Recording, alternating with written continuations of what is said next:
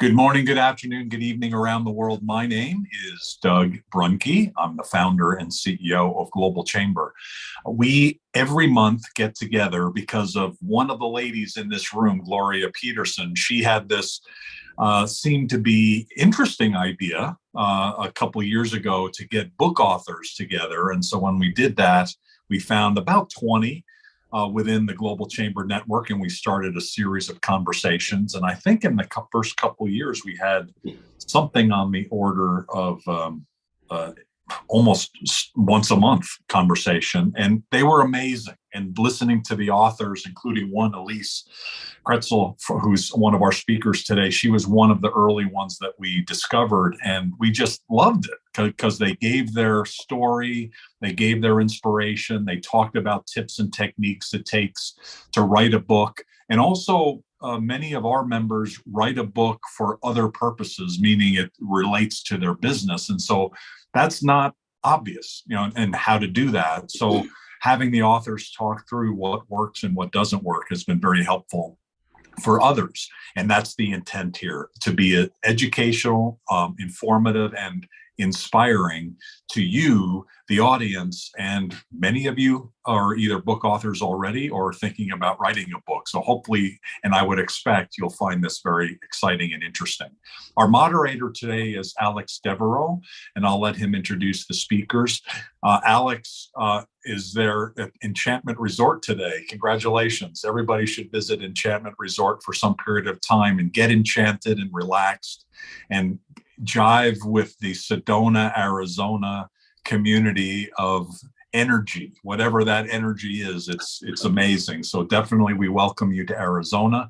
Alex, you actually live in Sedona, which is amazing. So that's awesome. I'm sure it's part of the inspiration for you and your work and the books that you've written. So congratulations on all of that. And thank you for leading us through the conversation today. Well, thank you, Doug. Thank you for the intro. I also, reside here in Phoenix as well. So, it's just we're basically going back and forth between the two locations. But I really, again, I appreciate having the opportunity to support the Global Chamber. You guys have done a great job, and of course, grown incredibly, over the past few years, especially during the pandemic.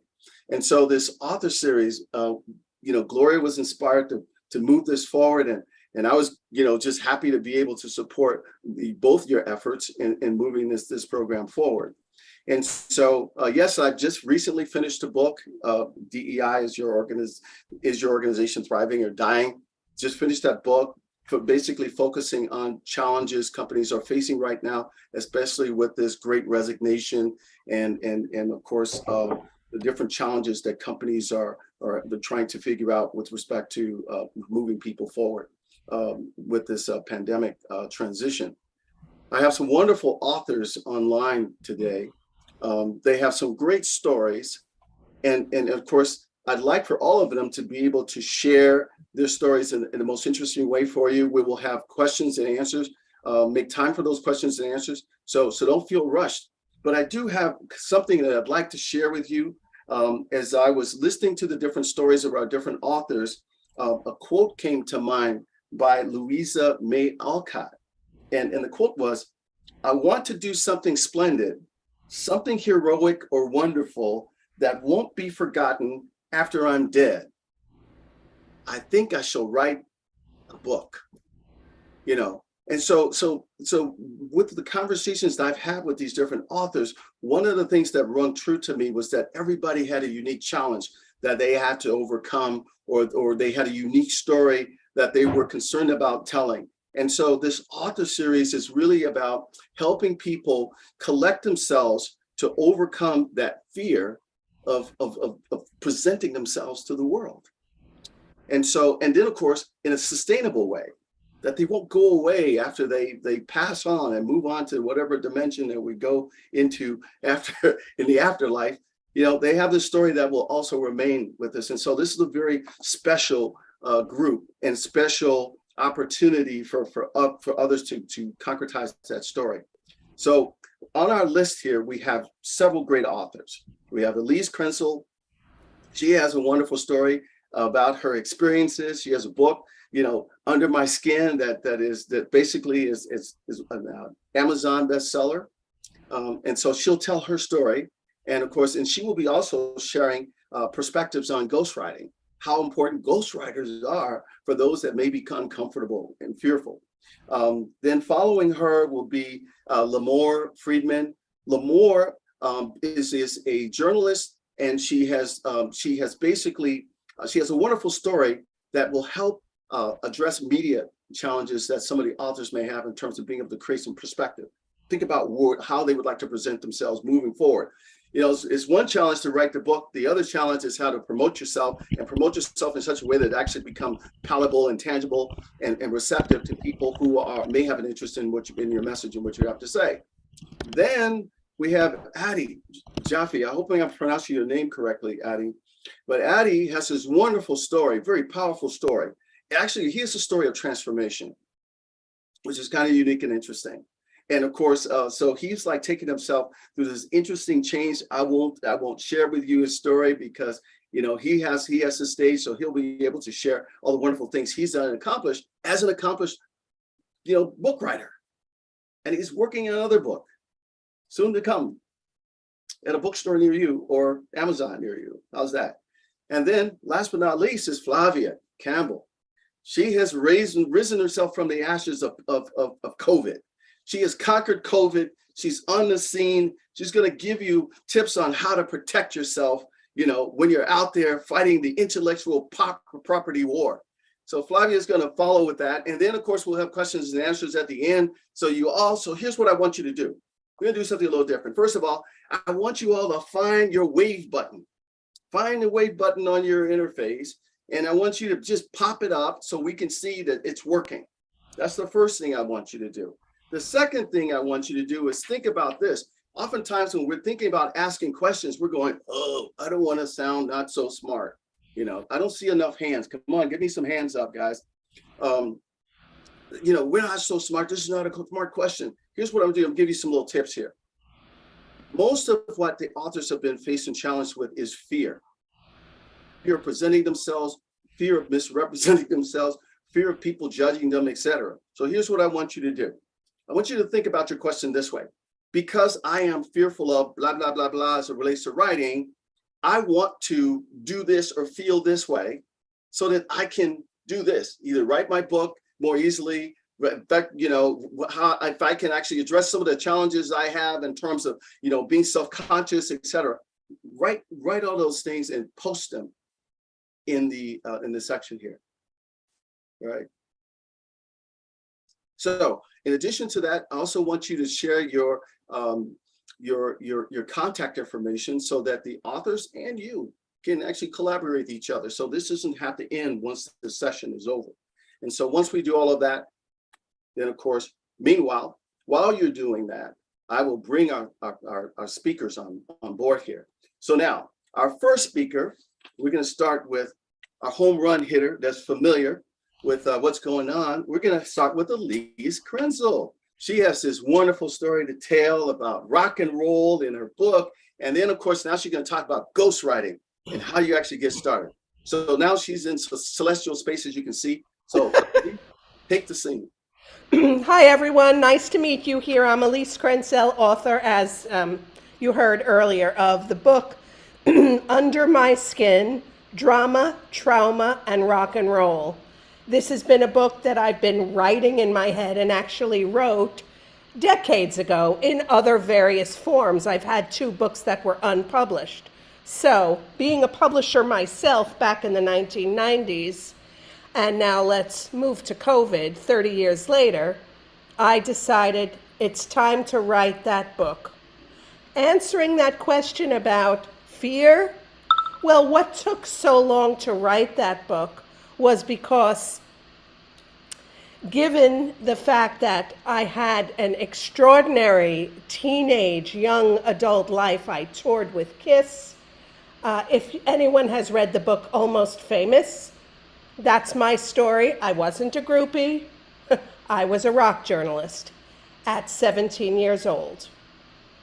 However, I came from a dysfunctional family, like most of us have. I brought the fun back into dysfunction by being able to overcome my fear of what I thought would be exposing myself. Well, in fact, it's not really exposing myself. I look at it this way. It's sharing life experiences so that others may grow from it, may relate to it, may communicate with themselves and with others. So, I have a public relations company which has pivoted over the last 10 years more towards editorial. In other words, going back to my first love, which is writing. So less outward-facing sales work, more inward-facing writing, editorial, which led me about 6 years ago, way before I wrote my book. It led me to helping people communicate their ideas. And it started with a businessman, a Pakistani naturalized citizen, a management consultant, who I happened to have met on a flight, in fact, going to Toronto. And he was telling me that he has a book in his mind for the last 20 years, and he'd like to write it, but he's not a writer. He's a consultant in IT and security systems. So I got to thinking, well, maybe I could do that, because I've written tons in my life, from advertising copy to product descriptions, white papers, press releases, and short stories, etc., and 2 books. And so I said, well, why don't you send me whatever you have, some scribbles, some musings, if you have a chapter, if you have any outline, just send me what you have. Let me see what we could do. So he did, and it turns out that he wanted to base this on Islamic principles. And he's called the book The 5 Islamic Principles. So the first thing was red flag. No, if you want to send this to and use it as a calling card for your management consulting, let's keep religion out of the picture. We could use the principles. Let's keep that out and focus on the content. I retitled it. He hired me. I acted as his developmental editor. And for those of you that aren't familiar with that terminology, it's essentially your eyes and ears, your partner, your voice, in making sure that your story has gravitas, has structure, makes sense, not just grammatically, but logically. Is there a flow? Is the flow in order from A to B, B to C, all the way to Z and back again? Are you repeating areas or going off on tangents? Okay, so this process lasted 8 months. His book is retitled Management by Intent, The 5 Principles. And because, and this gives me the greatest joy, why I love ghostwriting. At the end of this process, Abrar, the author, decided, I'm quitting my job and starting my own management consulting practice based on these 5 principles, which he's espousing in the book. And that gave me the greatest joy. So since then, I have ghostwritten probably 15 books, because I can take on about 2 to 3 per year, because I have other things going on. And I'd like to give you some tips about this. Ghostwriting, there's different ways you can go about it.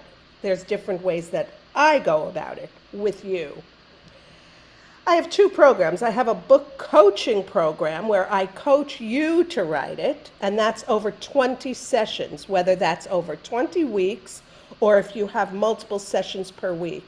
And I will go through with you whatever you have written or have not written. There are people I work with that like to record audio or would rather speak with me via Zoom or in person, where I then record. And these sessions will, at the end of this session, basically you're going to have a book of 200 to 300 pages or less.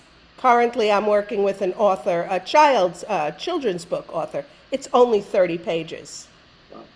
So Elise, what you're saying to us is that you provide this wonderful service to those individuals. It's kind of like the role of a midwife that's trying to, birth a child, and you're trying to make sure that everything's ready so that when you deliver, that's when the other work begins, on the other side of it in terms of preparation, et cetera, and positioning. So we can see that you offer just a sort of a wonderful service. And so for those authors that are concerned about being alone, don't worry. There's a midwife available, a midwife book available to you, and her name is Elise. So it's one of many ghostwriters. So thanks for sharing your story, Elise, and of course for those in the audience. I'd like for you to think about questions you may have for Elise, so she can dig a little deeper into this area of ghostwriting. It's a ghost you can actually see. It's a ghost you can actually talk to. So thanks, Elise, for sharing your story. And so now I'd like to bring forward Limor Friedman. Limor she's kind of shy, but she's the journalist, but she has a wonderful story to share. And so Limor, share with you your journalistic experiences and also media. She's got some interesting insights regarding media. So you have the floor, Limor. Thank you very much. I'm not going to say I'm shy. I just like to listen more than speak. So thank you very much. And I think you already said it. This is most of my life. I was a reporter and then a live news editor in a television station. And then when I moved to Canada, I opened my first business and my second business just lately, a couple of years ago. I always looking to find the missing link between news and business. How would people do it properly? And I think we kind of find a way. I want to show you some examples. So I will share my screen if you don't mind, and it's not going to take that long, but it's going to give you some ideas of a video, what to do and what's not to do when you do video, because we all have to be, whether you're writing a book or you're doing anything else, you have to multimedia eventually, because you have to promote your book and you have to do it in a different way than just, what was relevant a couple of years ago, maybe just sending commercials, newsletters even, or emails. So there are a couple of do-it-yourself videos, and I'm going to look at them. There is how-to, the testimonials, and the live stream, and voicemails. And I want to give you some examples because I see people doing their own videos, and I want to emphasize what's wrong and what's okay. So let's look at this one, for example. Let me know if you cannot hear. Hi everyone, Laura Zane Lomborocha here with Sage Energy Counseling and Wellness. Today I want to talk. Can somebody tell me where is she from? What's her name? The name of the business? It's impossible to hear. She was too fast. If I would stay more than the first 5 seconds, I don't know what does she sell. What does she want to sell to me? I have no idea what does she want to talk to me about. I do know that she likes orange juice. If you look at the background, if I would stay a few more seconds, I know that she likes to drink orange juices because this is what's in the background. Her background is very messy. She's sitting in front of the computer. I don't know if I want to listen to her. I don't like when people talk to me. I would like to talk to you today about. You are here. I'm here. Talk to me right now. Don't tell me that you want to talk. It's too many seconds that I'm gone. I'm not there anymore. And the right way to do it is like this guy. So you wanted a full vegetable garden tour of self-sufficient me, did you? What does he want to talk to me about? Can somebody say out loud? Full vegetable garden. He said you want full. If you are not interested, if you live in an apartment and you're not gonna have any vegetable garden, you're not gonna listen to him. But if you do want, you will listen to this guy. And I think this is one of the most important principles. You want to talk right to the point, be authentic, tell me exactly what is going on in this video, so I will decide if I want to stay or not. You've got it. I'm going to stop this too, and we'll move on to the next one. The next one is the testimonials, which we all like to do a lot, and I really recommend this one because this is somebody else reflecting on you. If you have a book to sell, you want to stand there with your book. There is no such a thing anymore that you want to show up a picture of your book. You want to stand there with the actual book, and you want to have somebody talking about your book, not you talking about your book. So for example, this lady is a stylist, and that's testimonial. I wanted to get help with my clothes at this time just because I'm starting a new job, and I felt like the outsides weren't really matching the insides, and I was really struggling with where do I go to buy clothes, because I'm... So this is Sonia talking about Patty. Patty is the stylist. We don't even see her yet. We just see the testimonial lady. And this is another one. This is a video that we actually created, and it's an interview with someone, which I think most of you are capable. So that lady is an art So we're here today, consultant. Damien Farrell, with 5 designs. We'll take our mask off because we're socially distanced so we can have a conversation. What thrills me the most is whenever I get a call from you, it's always something unique and different. What makes it very reliable, she works with him, obviously, but because she said, when I get a call from you, I know what's going to happen. So it's very authentic. Doris is the art consultant, and she interviews an interior designer, Daryl, and it's very authentic. They sit on the couch. It's very casual. It's going to be a very reliable testimonial. felt like I'm older than... And I want to move to the last thing that we have. We all do some invites, live stream kind of invitations. When we do those invitations, remember that you want to show your face. You want to make sure that people see you. If you invite them to a book club or a book talk or a book sale, you want to hold the book in your hands. Okay, you don't want to show a picture of the book. You just hold it in your hand, be as authentic as possible. I find that this is the most difficult for people to do. If you're not this person who stands in front of the camera, it's fine too. But remember that I'm not talking about commercial videos like those you see in television for cars or hotels or travels. This is really about you. So it has to be simple. It shouldn't be anything too fancy. This is a one that I really like. Hey, I'm Michael Cleveland, pastor at the River Abilene. The river exists to help people win. So he said who is and what and why. These are the most important things, and it shouldn't be more than 20, 30 seconds because people are not going to listen. If they want more information, and I see that these people do that sometimes, don't give information like dates, times, and your name as you speak. You can write them at the bottom of the screen. I cannot hear numbers. I'm not going to call. I'm not going to write down the phone number. I'm not going to write down the date.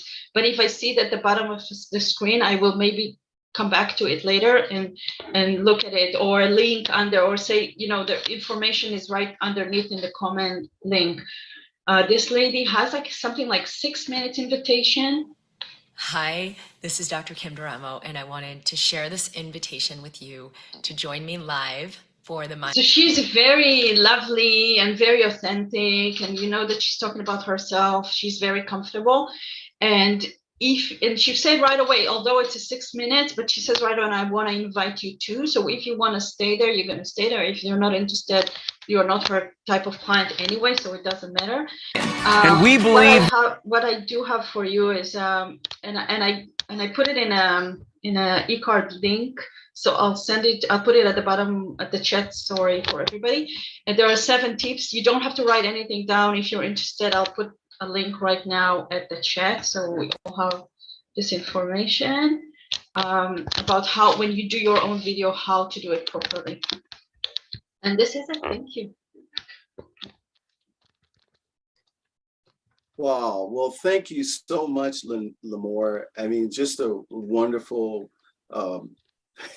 technique, your lesson on techniques on how to video properly, at least in terms of communicating the message and of course, emphasizing the importance of engagement by getting the message out early in a very clean way.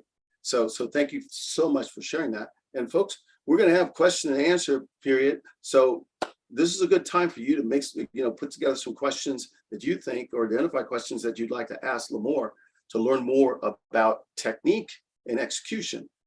So our next presenter is Addie Jaffe. Now, what's interesting about Jaffe is that Jaffe, if I'm last name right, Addie has this wonderful story, very powerful story, and transformational story. So Addie, please share with us your story and your tips, because he's also a tent speaker, so he can actually provide you with some additional insights on how to prepare yourself for TED Talks. So Addie, the floor is yours. Thank you, Alex. I'm now the second Israeli on this panel. My name is pronounced Adi, Shalom Limor. Okay. And easiest way to pronounce my name is pretend you got a really bad grade on the test. You got a D. That's after 35 years in this country, I've had to figure out how to get people to pronounce my name. That's my best thing. I wish it was an A, but you got a D this time. Okay.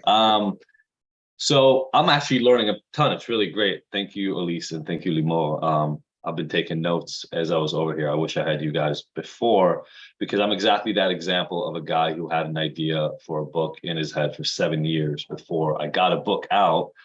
But I'll tell that story. Alex mentioned it. So moved from Israel when I was pretty young, beginning of high school, 14 years old. Had a pretty hard time assimilating. I didn't think I would, but I had a pretty hard time assimilating. It was weird.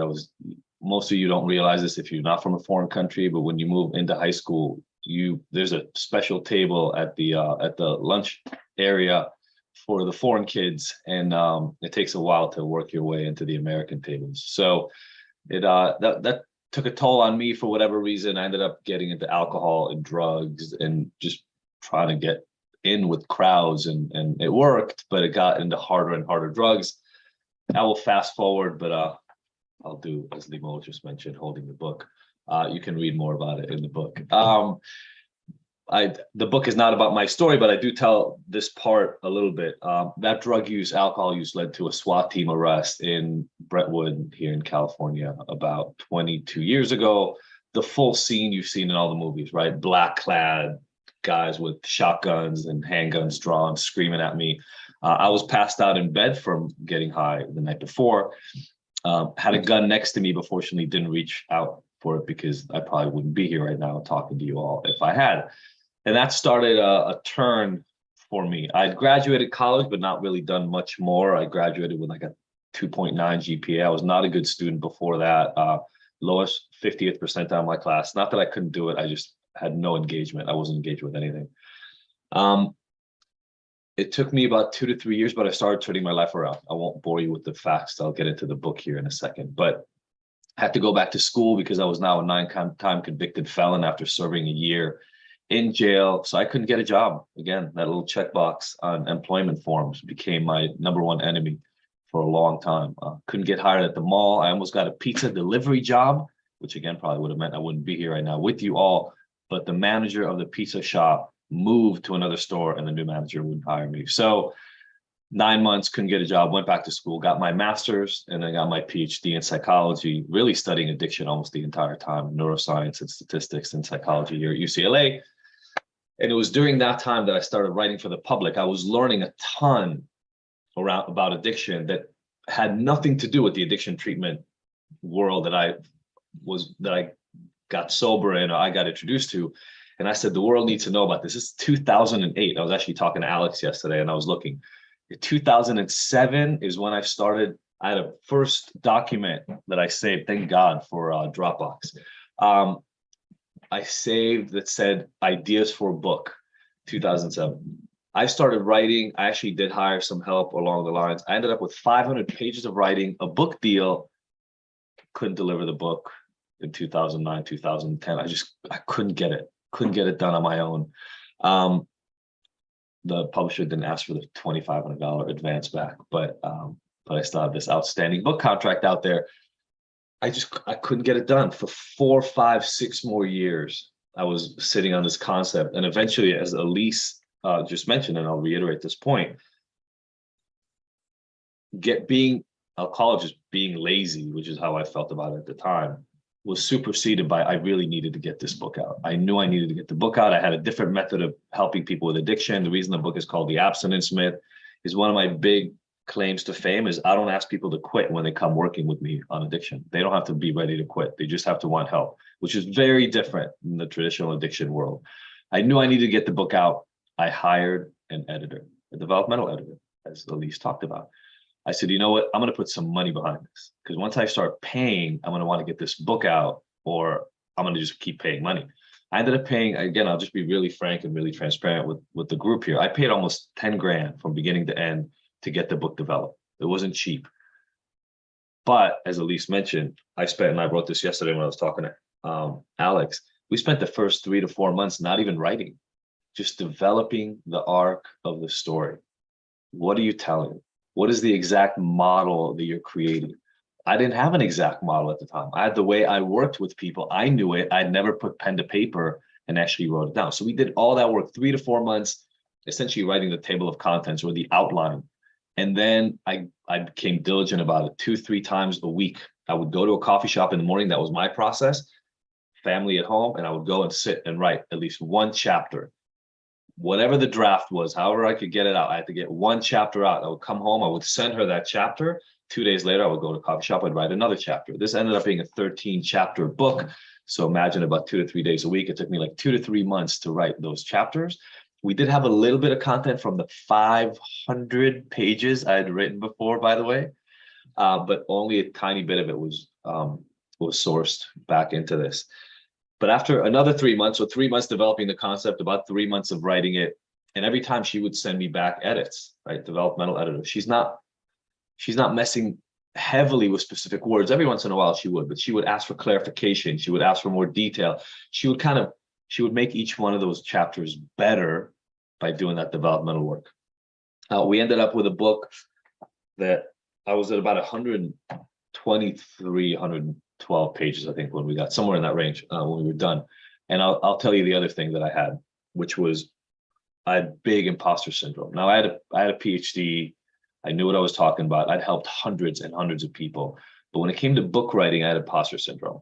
I'd never written a book before. And when we were at 120 pages or so for the book, I said, this isn't a book yet. This is like a booklet is what it felt like. It's like, aren't books like 200, 250 pages? I can't put out a 120 page book. But I also had this other realization. It took us 6 to 7 months to get to that place. The book wasn't done, but we had the meat of the book. It was there. And I said, I'm going to spend another 2 to 3 to 4 months just editing and getting this thing ready, cover, all that stuff, right? Am I going to spend another year writing another 100 pages of a book to get it to where I thought it needed to be? Or am I going to make this the best 120 pages I can and get it out? And it took me like a month to wrestle with that question. And I said, I'm going to get the book out. People need to read this. I'm not going to spend another year. And one of my biggest takes on this, from if you can't tell from all the different steps, is you have to put one foot in front of the other and get the thing written. Doesn't matter how good you think it is right now. It doesn't matter how ready for others it is right now. You have to get in there and start doing the work, because perfectionism will kill you. It'll be the thing that will keep you 25 years from now on a plane talking to Elise going, I should have written a book. You don't want to be that guy. I mean, her guy got what he needed in the end because he hired Elise, so go do that. But you don't want to be the person on your deathbed going, God damn it, I had those 3 amazing ideas for a book and they never got written. If you need the help like me, hire the help, but start writing. Long story short, with the cover, I actually, weirdly, this is almost the exact cover I designed because I didn't even like the designs that a lot of other people had. We got the book out. About a year into that process, the book was out. By the way, I self-published my first book. And there was a reason. I'm now working with a publisher, and we're working with them on my proposal for my second book. But I learned how to write a book by writing this book. That was really the biggest piece. I learned how to write a book. I have a PhD. I know how to study. I know how to learn. I could do really, really well on that. But nobody taught me how to write a book. So what I loved about that process was I started understanding the step-by-step approach to getting a book done. I thought you sit down, you just start writing, the book ends up writing itself. A publisher picks it up. As Limor mentioned, you don't even have to promote. People just, you write a great book and all of a sudden everybody shows up and buys your book. That's just not how it works. And because I didn't have the training, I didn't know what to do if I can. So I'm literally working on my second book. It's such an easier process. I didn't even start writing first. I sat down, I got an agent, and I sat down and said, what is the arc? Let's figure that out first. Table of contents. We did that. wrote a couple of samples. I played around with it far, far more than I did before because I now know I can do it. So it took me a year last time. It'll probably take 6 months to write this next book. But I went from 6 years of not writing a book to 1 year for actually writing a book to what'll be probably about 6 months writing a book. And the point for me is get your process in place. The process is going to have to do with writing, whether you write with a keyboard or you write with a pen. You're going to end up having to write. So get that thing going. But for me, it was get my process in place. So I have to go somewhere to write. I have to hire help. I got to get help. That's how it works for me. And the arc of the story is the thing that will allow you to get where you are going in the end. Imposter syndrome will happen. Just don't let it hold you back. Don't let the thought of, is this good enough, hold you back. It will come. I don't know. I'm assuming Stephen King doesn't have it anymore, but that guy's written he's written 550,000 books. So at some point, like when I went to be, I was a professor at UCLA for a while. First 2, 3, 4 classes I taught, 300-400 person classes, I felt like an imposter. 5th, 6th, 7th, and on, not even a big deal. The practice is what will get the imposter syndrome gone. So for me, it was hire some help, get that process in place, and enjoy it and recognize your first book doesn't have to be the end all be all of the universe. It's your first book. I don't paint, but I imagine my first painting would be really, really crappy. But if I wanted to become a painter, I'd have to get it out of the way. So that's my story. And I will pause with that. Whoa, good timing, Alex. Well, thank you so much. Is it, how do I pronounce your name correctly? Is it Adi or? Yep, perfect. Adi. That was it. Adi. You got a D on a test. It's all good. Don't worry about it. Toda raba. Toda raba. Okay, well, thank you. We've got these wonderful gems and kernels of wisdom that has been shared with you thus far. Okay, now here comes the piece de resistance. How do we protect ourselves when we don't know how to protect ourselves? So we have to bring in some more, support. And so with us now is Flavia. She has conquered COVID, so she's COVID clean right now. And she's going to share with you the wonderful things you can do, if you can believe it's wonderful, that have protection, intellectual property protection. So Flavia, please share with us those gems that you weren't able to share with us in person, but now you are. So you're on deck. Thank you, Alex. So I'm Flavia Campbell. I'm an intellectual property lawyer. I practice with the firm Dickinson, Wright.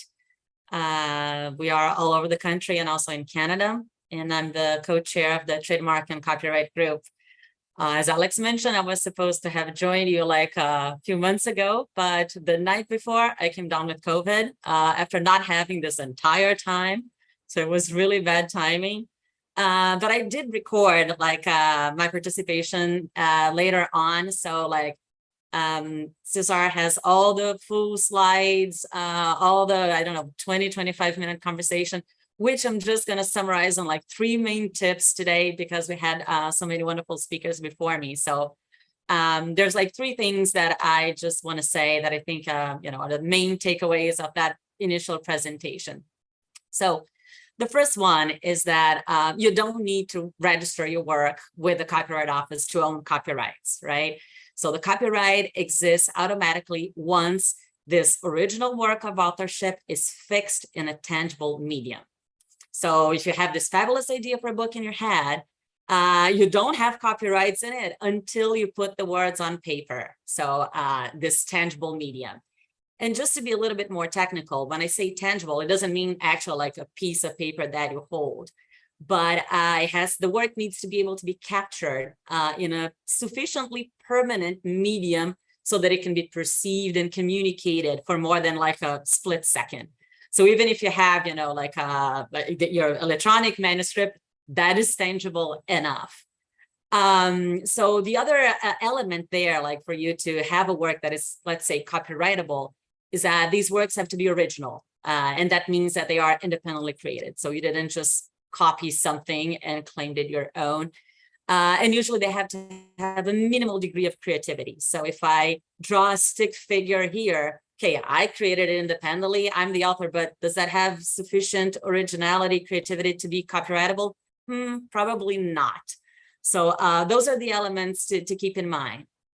So I just told you that you don't have to go to the Copyright Office and register your work to own copyrights in it. So you're like, well, then why should I do it? Well, first of all, it's cheap. If you do it yourself, like the Copyright Office fee is approximately, I think, $65. You can do it all online. And you get like, if you get a copyright registration at the end, you have this public record, issued by an official agency that you own copyrights in this case, where we're talking about your book. If there is ever an issue of somebody copying your material, copying your copyrighted work, you will need a copyright registration and able to sue them in federal court. So this registration is a prerequisite to suing somebody for copyright infringement. And if you do it timely, meaning if you register your work before you knew of this infringement, or within 3 months after you publish the work, there's a bunch of benefits you get if you're suing somebody, like the statutory damages that you can get are higher. If the infringement is willful, meaning if the person knew that this work was protected, you get more money too. You can recover attorney's fees. So there are several advantages about registering your work if in the future you have to sue somebody for it. You also get to register your work with the U.S. Customs and Border Protection Agency, which means maybe not so relevant in the book context, but if you have a copyrighted work that it's being transported across the border, if that work is registered, the agency can stop it and prevent those goods from coming in. Another benefit is that it just facilitates licensing in the marketplace. So your work is going to be listed there in the Copyright Office record. People can search. The contact information for the people that interested parties need to contact if they want to license their work will be there. And also, like, if you are negotiating later, like, having that registration gives you a little bit more, like, let's say, street credit. It shows people that you know what you're talking about. You care to go to the office to protect your work. So I think it's a no-brainer. You should look into it. And if it's too intimidating to do it yourself, look for an attorney to help you with the process. And I think that the last thing that I would mention is just like contracts.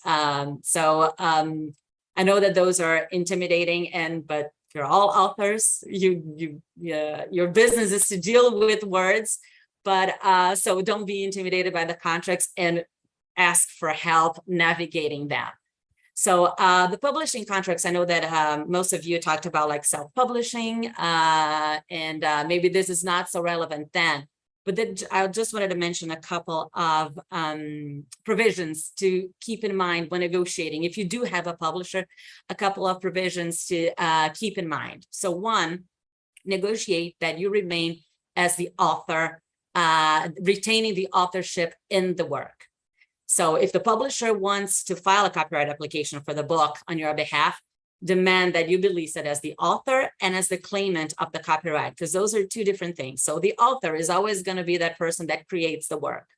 But sometimes what happens is that the publisher say, okay, you'll remain as the author, but I'm claiming the copyright. So I will own the rights, I'll profit from that work. So remain that you insist that you remain as both the author and the claimant. And why is this important? Because the owner of the copyright is the person that has the right to reproduce the work, prepare derivative works, distribute copies, perform the work, display the work, and the right to license these rights to others if they choose to.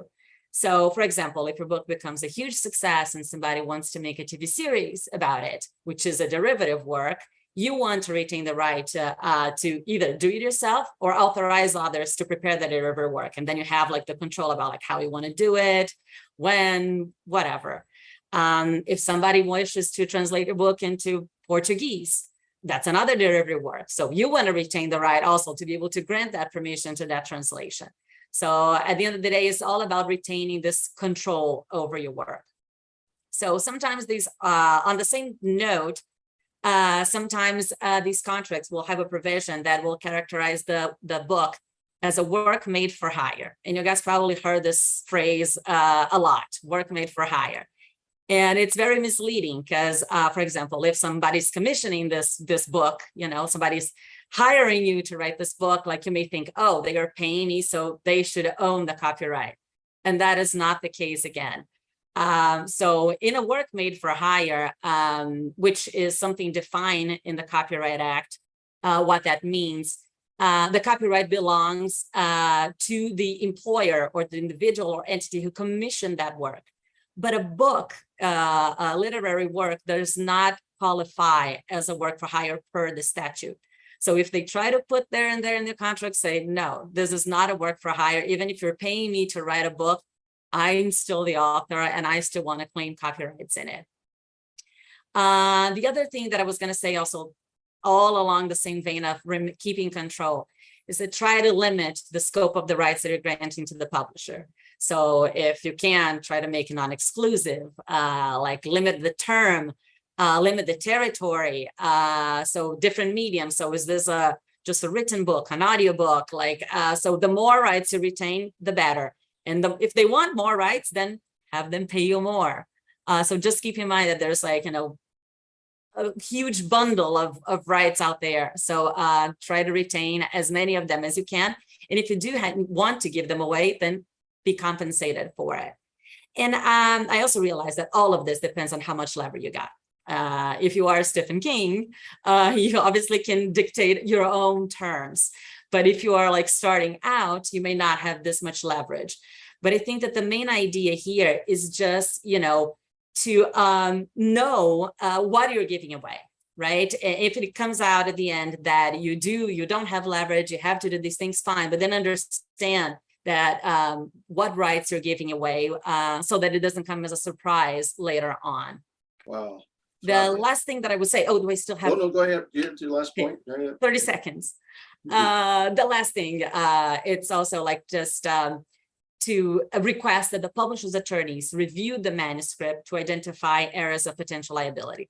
You can do that yourself because hopefully you guys will all get a lawyer to review these contracts for you.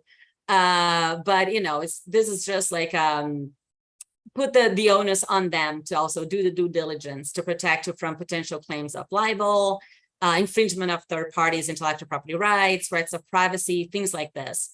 So, and then obviously, if some of these claims come around, have something in the contract that says that, they will indemnify you for any of those claims. Wow. And the last thing, the whole contract thing, it applies also to all these other contracts that we kind of talked about here, all these other relationships. So the ghostwriting, the development contract, have things in writing, right? So that each party knows exactly what's expected of each party knows which rights are at play. So put everything in writing, contracts, have your attorneys review it. Okay, I'll shut up now.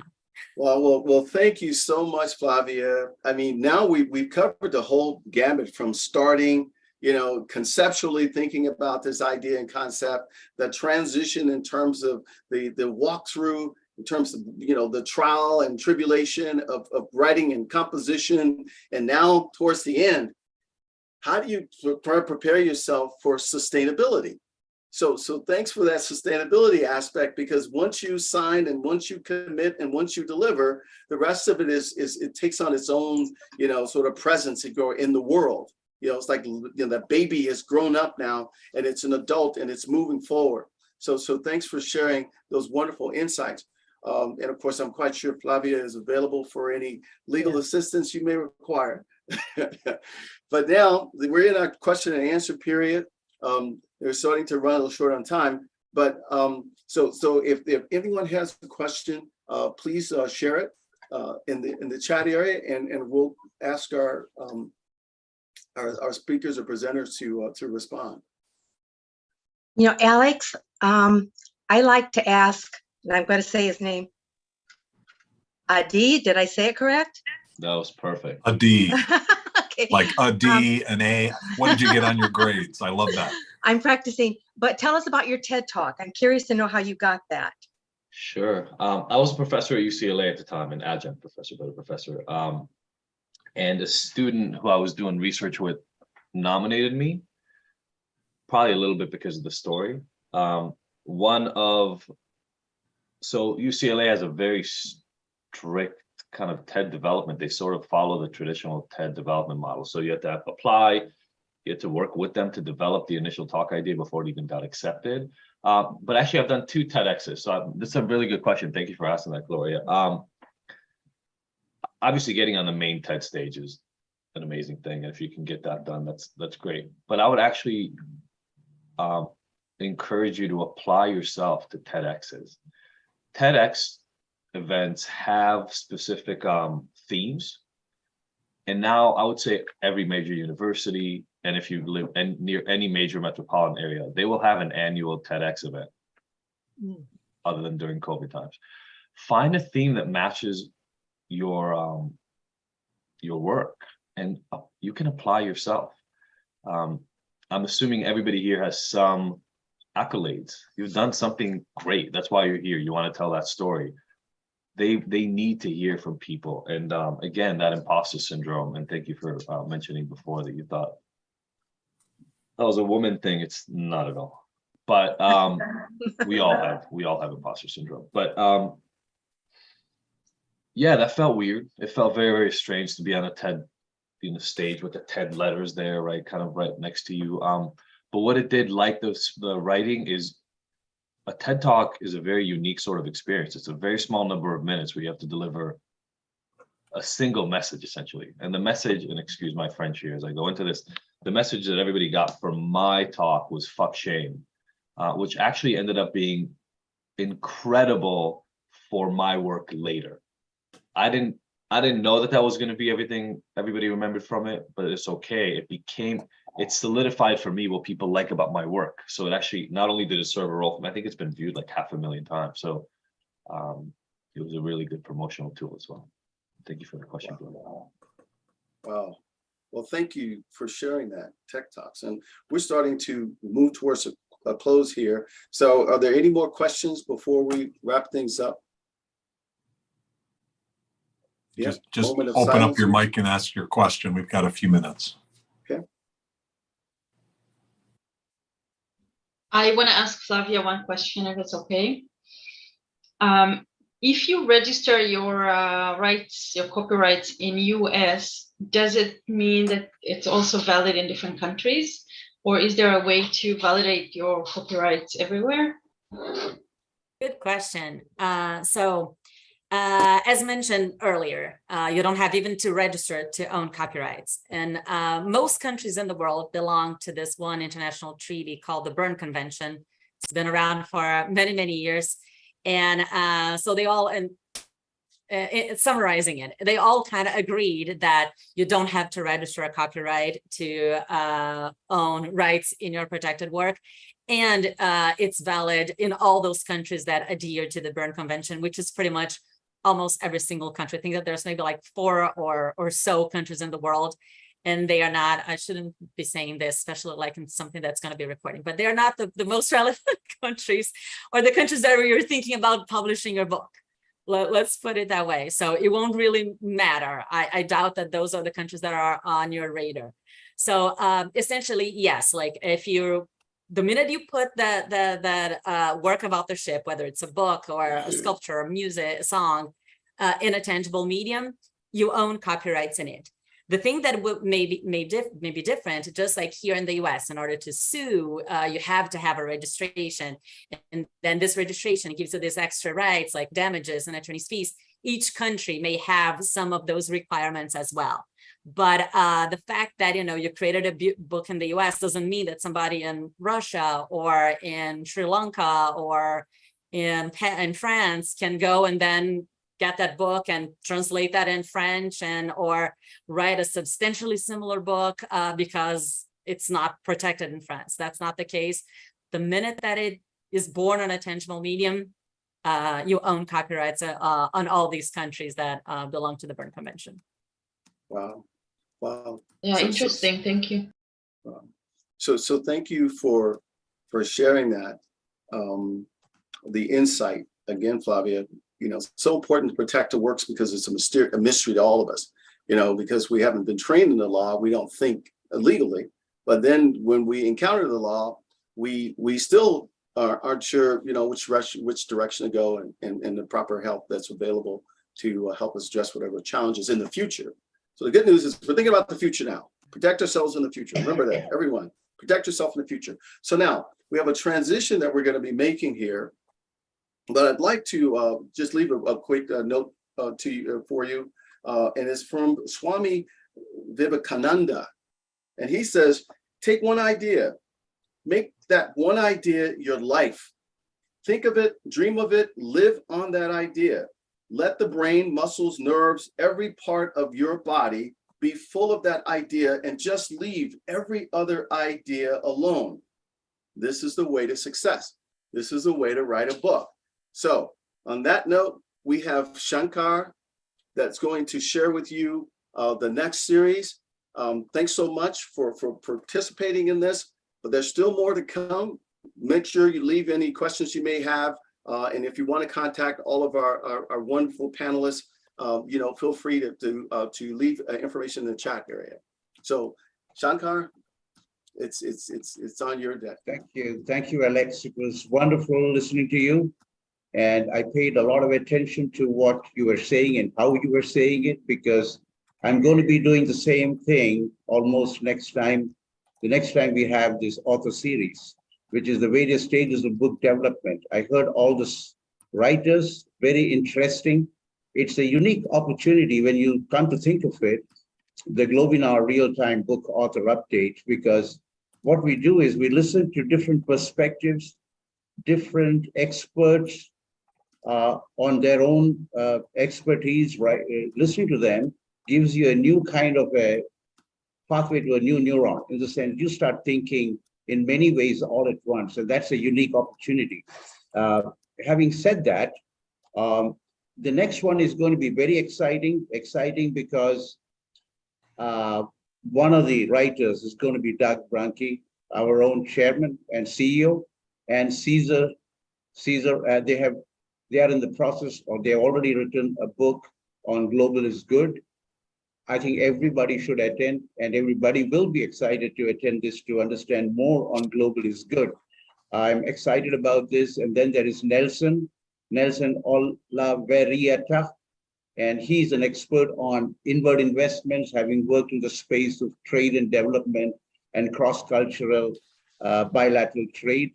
There is something very interesting he's going to speak to us about. There's Michael Pedersen, and he is the author of Dominate Your Market. Very interesting topic. And we have Jacqueline Wales, and she's been around, and I always follow her mails. She's all about being fearless. I want to bring to you a Sanskrit sloka, which I heard on the same lines. Jacqueline, it says, Abhayam Brahma. It's Sanskrit. It means fearlessness is God. And I leave you all with that, and looking forward to meeting all of you pretty soon in September. Thank you. Wonderful. Gloria, did you have any closing comments before I make a couple comments? No, you go for it. Great. So thank you all. Great presentations. I've learned something from each of you, including from Alex. Elise, you are just extraordinary. And one of the threads that I felt from really all of you was authenticity. And I'd really love to understand how all of you have kind of poured it out, opened up your souls. And Elise, you kind of spoke to that, I thought, at the beginning, where you explained about your drama and trauma. Interesting that I love the rhyming there, how you used your trauma to then open up and spill everything out through the ghostwriting, and then clearly through your book. Your book is extraordinary. So thank you for that. And Adi, what a great, amazing story you have. And again, you did the same thing, right? What I took from you was the ability then to condense, to focus. And you talked about the TED Talk and being really clear and thoughtful, but you've had to have digested all of that, right, in your past, and been able then to process it, in the case of Elise, the trauma, and then now communicate it in a way that others can learn from. So I think both of you have very somewhat similar stories and have succeeded in many of the same ways. And I think that's very illustrative for the rest of us that either have been through trauma, or probably not as traumatic as both of you, but at least, whatever we've lived through.